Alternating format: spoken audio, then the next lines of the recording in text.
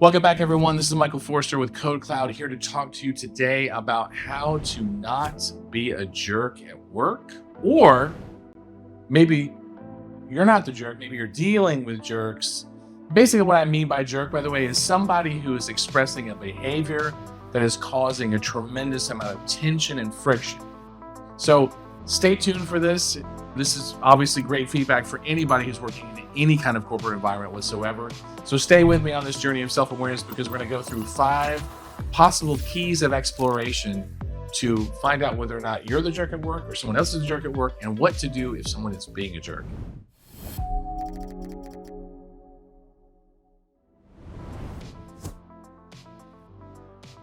Number 1, the first thing to know is that we're all human beings, and we all sometimes rub people the wrong way, or other people rub us the wrong way. That's just the nature of living in existence, especially when you've got like ambitious people and like a company trying to do their thing. So the thing to know is that kind of rule number 1 is, when you get stressed, how does that stress manifest? In what way do you become, in a sense, a jerk? Do you withdraw and stop communicating? Do you take all the tasks for yourself? Do you take all the credit for yourself? Do you start making things up because you're afraid of getting caught or busted? It doesn't matter which way you do it. And we all do some variation of that at small and high levels. But the key is, what is the way in which you manifest your jerkiness, if you will? And what are the circumstances that trigger it? Do you get, when you feel like you're behind a deadline, does it call you out? The important thing here is, number 1 rule, identify your pattern for what you do when you become stressed. That's number 1. Number 2 is, find out if whatever your pattern is, confirm it with a coworker, confirm it with someone else who's experienced it, preferably not someone that you've traumatized. So if rule number 1 is figure out what your pattern is when you become stressed, rule number 2 is to confirm that pattern. Go talk to an ally, go to talk to someone that you work with, go and say, just have an honest and real conversation. Hey, Jessica, I'm doing a little bit of self-reflection, and I notice that when I get stressed, I get really quiet and I stop communicating. Has that been your experience?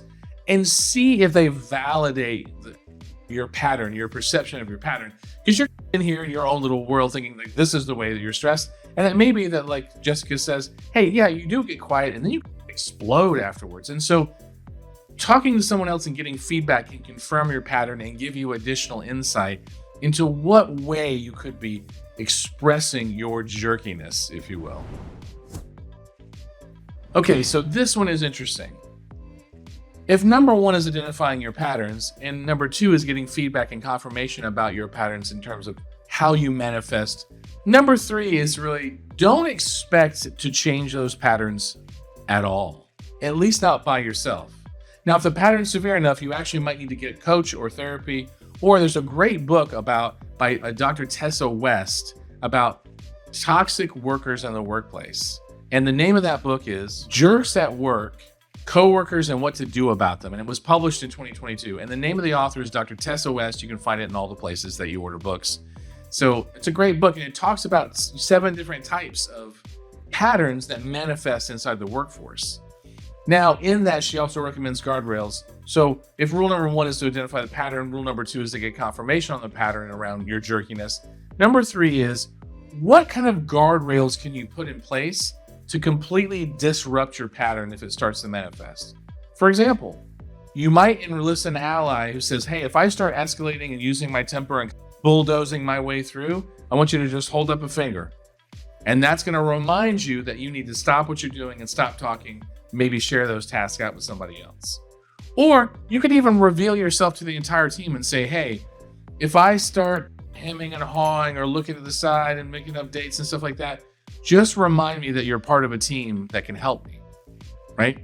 So number 3 is to come up with a way to disrupt your pattern, or call that pattern out, or to reveal that pattern when you start escalating as a jerk. So that's rule number 3. Number 4 is, not only are you going to identify your pattern, get feedback on it, and create some guardrails to disrupt your pattern, but you're also going to make amends or engage with people in which you have subject to this pattern. For example, you might be the jerk and you've done it with somebody else, or you might have seen someone else who's been a jerk to a coworker. And in that case, what you're going to do is you're going to offer just a little bit of empathy. Hey, I noticed today that you started getting really tense when I started talking about the deadlines. Is that an illusion on my part? Am I hallucinating?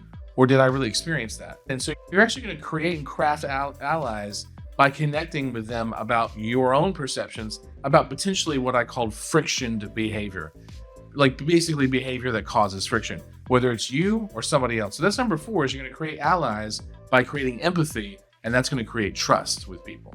Okay? That leads us to number 5. Number 5, no matter how tempting, if you're being a jerk or you're engaging with someone who's a jerk and they start escalating and playing a bigger game, you can feel the conflict rising, you can feel the tension rising. Back away. Back away, stay engaged, but back away and don't necessarily verbally engage with them. Don't escalate. Now, if their behavior goes over the line and becomes uncivil, you have to stop uncivil behavior. Stop. Stop cussing. Stop engaging in that way. It's inappropriate at the workplace. But otherwise, don't react. Don't take things personally. And don't reward any behavior that the jerk is doing.